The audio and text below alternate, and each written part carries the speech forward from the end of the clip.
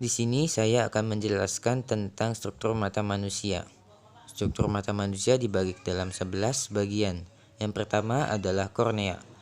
Kornea adalah jaringan berbentuk kubah transparan yang membentuk bagian mata terdepan. Kornea berfungsi untuk meneruskan cahaya yang masuk ke dalam mata. Cahaya tersebut akan masuk dan berakhir pada selaput jala atau retina. Yang kedua ada bilik mata depan. Bilik mata depan adalah kantung mirip jeli yang berada di belakang kornea atau di depan lensa. Kantung ini juga berisi cairan aqueous humor yang membantu membawa nutrisi ke jaringan mata. Yang ketiga adalah sklera. Sklera adalah bagian mata yang berbentuk selaput putih keras dengan jaringan fibrosa yang menutupi seluruh bola mata, kecuali bagian kornea. Di dalamnya terdapat otot yang berfungsi untuk menggerakkan bola mata manusia. Selanjutnya yang keempat adalah iris. Iris adalah membran berbentuk cincin yang mengelilingi sebuah bulatan kecil berwarna lebih gelap di tengahnya. Iris berfungsi mengatur sejumlah cahaya yang masuk ke mata dan menyesuaikan dengan bukaan pupil. Ketika terkena cahaya terang, iris akan menutup dan membuat pupil terbuka lebih kecil untuk membatasi jumlah cahaya yang masuk ke dalam mata. Selain itu, iris juga menentukan warna mata. Orang yang memiliki warna mata coklat, dia memiliki iris dengan kandungan pigmen yang banyak. Sementara itu, orang yang memiliki mata berwarna biru, irisnya memiliki kandungan pigmen yang sedikit.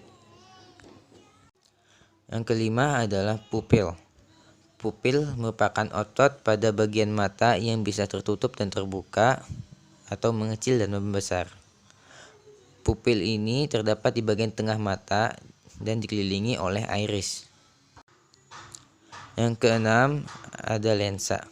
Lensa adalah bagian mata yang berupa jaringan transparan dan lentur yang terletak tepat di belakang iris dan pupil setelah kornea.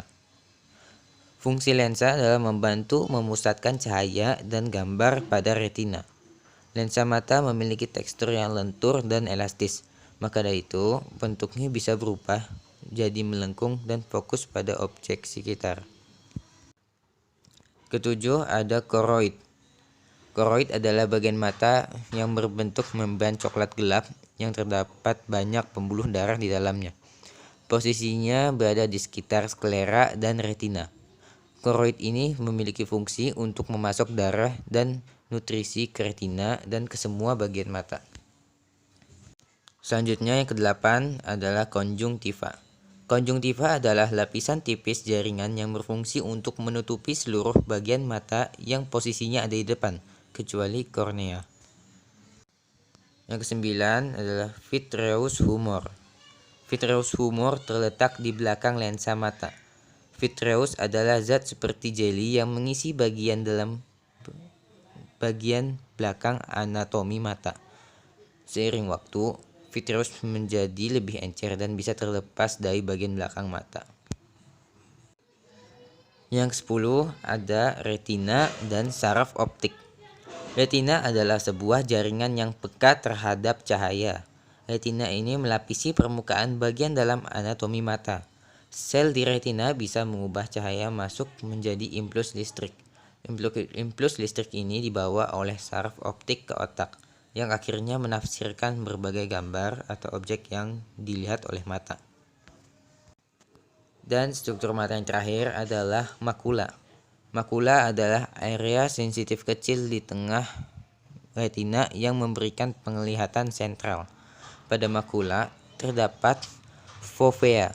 Fovea terletak di pusat makula dan fungsinya untuk memberikan penglihatan detail yang paling tajam di mata.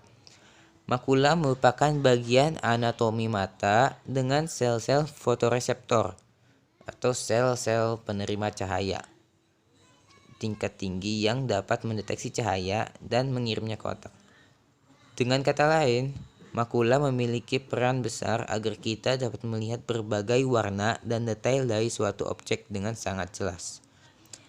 Karena fungsinya yang sangat krusial, Kerusakan pada makula umumnya dapat berpengaruh ke penglihatan sentral atau penglihatan bagian tengah. Selanjutnya adalah mekanisme penglihatan. Yang pertama, cahaya yang dipantulkan oleh benda yang dilihat ditangkap oleh mata. Setelah itu, cahayanya menembus kornea mata dan diteruskan melalui pupil. Kedua, pupil mengatur intensitas cahaya. Setelah itu, cahayanya akan diteruskan sampai menembus lensa mata menuju retina. Ketiga, daya akomodasi mata kemudian mengatur cahaya supaya cahayanya jatuh tepat di bintik kuning retina. Keempat, ketika cahayanya sudah masuk ke bintik kuning, impuls cahaya kemudian akan disampaikan oleh saraf optik ke otak. Dan yang kelima, cahaya tersebut kemudian diinterpretasikan oleh otak, sehingga kita bisa melihat dengan jelas apa yang kita lihat. Berikutnya adalah kelainan pada mata. Yang pertama adalah miopi atau rabun jauh. Miopi adalah kondisi penglihatan di mana mata tidak mampu melihat benda dalam jarak jauh, tapi mampu melihat benda terdekat dengan jelas. Hal ini dikarenakan bentuk lensa mata terlalu cembung, sehingga bayangan jatuh di depan retina, dan hal ini dapat dibantu dengan kacamata cekung. Yang kedua adalah hipermetropi atau rabun dekat. Hipermetropi adalah gangguan penglihatan jarak dekat. Pada penderita hipermetropi, objek yang jauh terlihat jelas, sedangkan objek yang dekat terlihat tidak jelas. Hal ini dikarenakan bentuk lensa mata terlalu pipih, sehingga bayangan jatuh di belakang retina dan dapat dibantu dengan kacamata lensa cembung. Yang ketiga adalah astigmatisme. Astigmatisme atau mata silinder adalah gangguan penglihatan akibat kelainan pada kelengkungan kornea atau lensa. Yang keempat adalah presbiopi. Presbiopi yaitu suatu kondisi saat kemampuan mata untuk secara aktif berfokus pada objek yang dekat perlahan-lahan berkurang dikarenakan usia. Lalu yang kelima, rabun senja. Rabun senja atau nyctalopia adalah gangguan mata yang menyebabkan penderitanya kesulitan melihat pada malam hari atau saat berada di tempat yang gelap. Rabun senja bukanlah penyakit, melainkan gejala yang disebabkan oleh penyakit tertentu. Dan yang terakhir adalah buta warna. Buta warna adalah kondisi di mana kualitas penglihatan terhadap warna berkurang. Pada dasarnya, mata memiliki sel-sel saraf khusus mengandung pigmen yang bereaksi terhadap warna dan cahaya. Sel ini memiliki 3 pigmen yang berfungsi mendeteksi warna merah, hijau, dan biru. Pada seseorang yang menderita buta warna, sel pigmen tersebut mengalami kerusakan atau tidak berfungsi, sehingga mata tidak dapat mendeteksi warna-warna tertentu atau bahkan seluruh warna.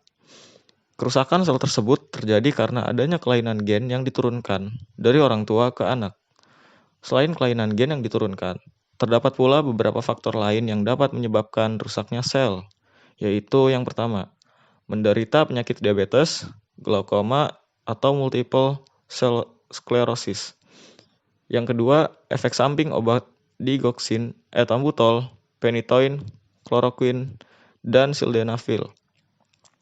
Yang ketiga, terpapar zat kimia karbon disulfid yang dipakai dalam industri rayon dan stiren yang digunakan dalam industri plastik serta karet. Dan yang keempat adalah kerusakan atau cedera pada mata akibat kecelakaan. Selanjutnya, kita akan menjelaskan tentang indera penciuman. Struktur hidung atau indera penciuman. Seperti indera lainnya, indera pembau, penciuman, atau hidung juga terdiri dari beberapa bagian, yakni rongga hidung. Rongga hidung adalah organ yang sangat penting karena berfungsi sebagai tempat masuknya udara menuju tenggorokan. Di samping itu, rongga hidung menjaga kelembapan, suhu, dan tekanan udara. Di dalam rongga terdapat selaput lendir dan bulu hidung atau silia. Lubang hidung. Lubang hidung merupakan organ yang berhubungan langsung dengan rongga hidung. Di dalam rongga hidung terdapat mukus dan bulu hidung untuk menyaring kotoran yang masuk.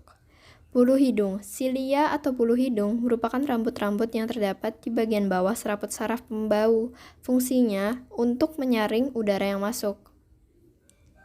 Serabut saraf pembau.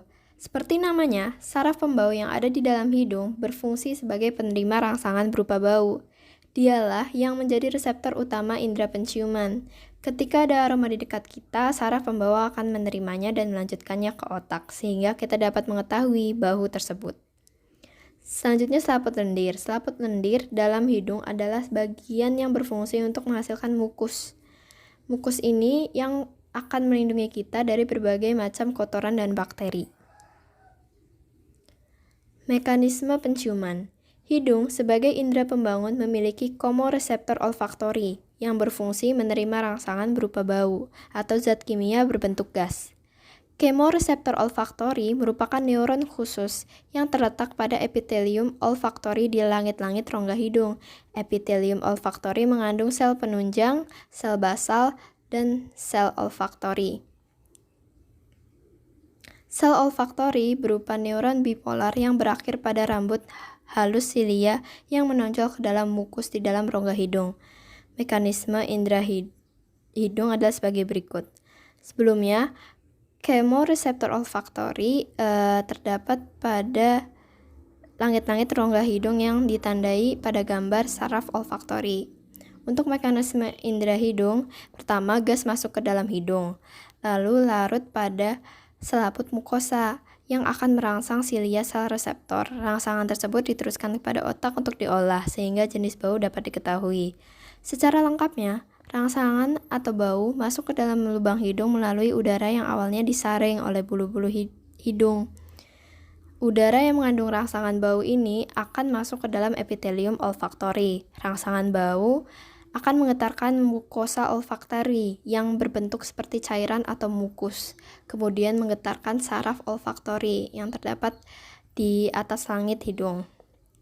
Rangsangan atau impuls yang menggetarkan tadi disampaikan ke talamus, yaitu bagian otak, dan menuju ke hipotalamus. Lalu otak daerah olfaktori hipotalamus-talamus atau korteks cerebrum akan menangkap bau lalu menerjemahkannya di dalam otak. Selanjutnya adalah gangguan pada hidung. Yang pertama, menurunnya kemampuan mendeteksi bau atau hiposmia. Umumnya para penderita mengalami gejala berupa menurunnya fungsi hidung untuk membaui sesuatu, sehingga Anda akan merasa indera penciuman Anda tidak setajam biasanya. Penyebab hiposmia dapat dikarenakan infeksi saluran pernapasan, sinusitis, rinitis, cedera kepala, atau konsumsi obat tertentu. Selanjutnya anosmia. Kerja indera penciuman penderita anosmia tidak bisa berfungsi secara semestinya, sehingga kemampuan menderita dalam mencium bau jadi menurun, atau anosmia parsial, atau hilang sama sekali, yang bisa disebut sebagai anosmia total. Hidung tersumbat karena flu, alergi, infeksi sinus, atau kualitas udara yang buruk adalah penyebab paling umum dari anosmia. Bisa juga terjadi karena adanya sesuatu yang menghalangi masuk udara ke dalam hidung seperti polip hidung, tumor, atau bisa juga kelainan tulang dalam hidung. Selanjutnya adalah hipersomnia. Berbanding kebalik dengan hiposmia, hipersomnia adalah sensitif, berlebihan terhadap suatu rangsangan bau. Rangsangan bau yang biasanya tidak terganggu jadi terasa berlebihan dan mengganggu. Penyakit ini dapat terjadi akibat sakit kepala, migrain, dan penyakit Edison. Polip, pembekakan jaringan pada lapisan hidung atau sinus. Penyebabnya adalah peradangan kronis akibat infeksi, alergi, sensitivitas obat, atau gangguan kekebalan tubuh. Gejalanya termasuk pilek, hidung tersumbat, atau postnasal drip.